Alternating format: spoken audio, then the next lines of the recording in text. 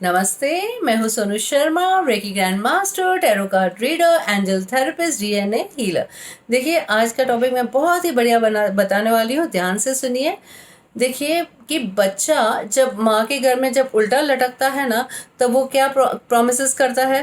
Promise करता है कि मैं जैसे संसार में आऊँगा। जब वो लटकता है ना, नर्क, ऐसा लगता है कि मैं नर्क में आ गया हूँ।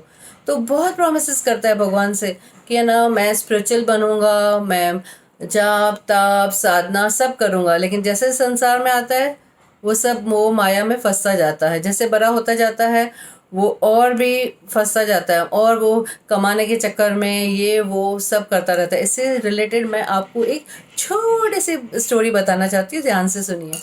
देखो, एक अमीर आदमी था, उनको 3 बेटे थे। हाँ, तो उसने सोचा कि ना, ये तीनों बेटे हैं, अब मैं ये प्रॉपर्टी किसको दूँ। बहुत सारा धन मैंने मेहनत करके कमाया है, तो अब मैं किसको दूँ। तो वो ऐसे सोचता है। तो फिर वो तीनों को बुलाता है, तीनों बेटों को।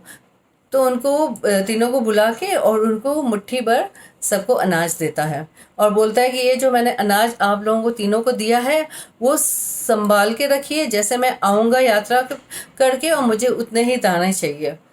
तो उन लोग ने बोला, हाँ पिताजी, हम संभाल के रखेंगे। तो बड़े बेटे ने क्या किया कि उसने बोला, हाँ ठीक है। बड़े बेटे ने क्या किया, अभी पिताजी ने दिया है तो संभाल के रखना चाहिए। उसने क्या किया, वो सारा अनाज लिया, एक भी दाना नहीं गिरना चाहिए। उसने ना अच्छे से पैक करके और तिजोरी में बंद कर दिया।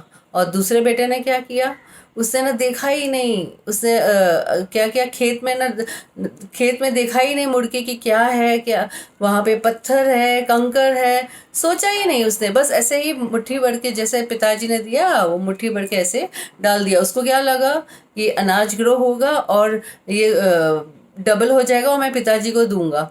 जब तीसरा बेटा, उसने क्या किया, उसने अच्छे से फसल तैयार की। उसने पत्थर कंकर सब निकाल के फेंक दिया, और उसने अच्छे से ग्रो किया। जब वो पिताजी आए, उन लोग ने बोला कि बेटा दिखाओ, आप लोगों ने क्या किया, मुझे वापस दिखाओ। पहले बेटे के पास आता है, वो खुशी से बोलता है, चलो पिताजी, चलो चलो चलो, मैंने ना आपके लिए ना संभाल के रखा है मैंने।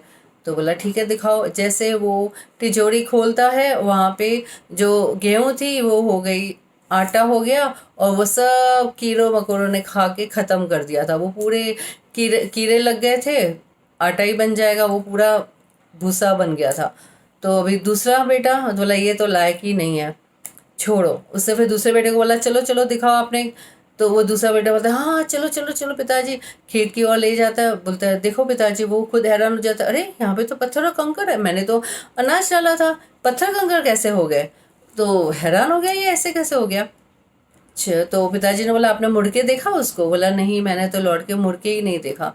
तो बोला, इसलिए तो ये हाल हुआ। आप अगर ध्यान से देखते, पत्थर कंकर निकालते, तो अच्छे से ग्रो होता ना। तो फिर तीसरे बेटे को बोला, चलो आपने क्या किया। बोला, हाँ हाँ पिताजी, चलो चलो चलो चलो, मैं आपको दिखाता हूँ। तो वो है ना, अच्छे से उसने फसल ग्रो की थी। उसकी फसल बहुत ही अच्छे से ग्रो हुई थी, अनाज एकदम एबेंडेंस ही एबेंडेंस का। पिताजी बहुत ही खुश हो गया। बोला, देखो ये मेरा बेटा योग्य है, तो मैं उसे ही देता हूँ। तो इसी तरह ना, हम भी क्या है, हम भी पहले देखो, इस संसार में ना सब अलग different different type of natures के होते हैं। तो हम जब हम कसम खाते हैं, उल्टा लटकते हैं, तो हम क्या बोलते हैं, इस जन्म मरण के चक्कर से बचाओ, मैं बचूंगा, मैं ऐसे नहीं करूंगा, मैं वो करूंगा। लेकिन जैसे संसार में आया, तो क्या किया उसने, पैसे इकट्ठे किए। एक कोई कोई क्या करता है, पैसे इकट्ठा करता है और यूज ही नहीं करता है। बहुत जनों की आदत होती है, बस पैसे जमा करते जाओ करते जाओ करते जाओ। किसके लिए, किस लिए, अपना कर्म बनाना है। नहीं बनाना चाहिए ना हमें अपना कर्म। देखो, जो भी कर्म है, हम आपको खुद को ही अकेले ही भुगतना है। हम किसी के पैसे हड़प के ऐसे जमा कर करके रखेंगे, तो किस काम का। आप सोचिए, किस लिए यूज होगा। पता नहीं कौन खाएगा, वी नेवर नो। और दूसरा बेटा क्या है, लापरवाह, परवाह ही नहीं, आया ना बस फेंको। मतलब उसे ध्यान ही नहीं दिया। मतलब कोई कोई का नेचर होता है कि आया, खाओ पियो और जियो, लेकिन आगे का सोचो ही नहीं। और तीसरा बेटा क्या है, वो सब सोच समझ के अच्छे से फसल और करता है, अच्छे से करता है। किस किस की आदत क्या होती है, जैसे अभी देखो उसने क्या किया, कंकर वंकर सब निकाले। इसी तरह हमारी स्पिरिचुअल भी रिलेटेड होती है बातें। ये कोई है ना, जैसे भाई पत्थर कंकर उसने क्या किया, निकाला, उसने फेंक दिया। तो हमें स्पिरिचुअल में भी क्या करना चाहिए, पत्थर कंकर हमें ज़िंदगी से निकालने चाहिए। लोग जो ताने देते हैं हमें, तो हमें ये पत्थर की तरह चुभता है ना, पत्थर की तरह। तो हमें क्या करना चाहिए, उसको निकाल के फेंको, ये कुछ काम का नहीं है। लोगों का काम ही काम है, वो तो करते ही रहेंगे। छोड़ो, बेकार की बात है, क्या रखा है उसमें। आप स्पिरिचुअल बनिए, ध्यान कीजिए, साधना कीजिए। आप आधा घंटा निकालिए, पहले आप वक्त निकालिए, स्पिरिचुअल बनिए। तीसरे बेटे की तरह बनिए कि स्पिरिचुअल बनिए। जो भी काम सोच समझ के करो।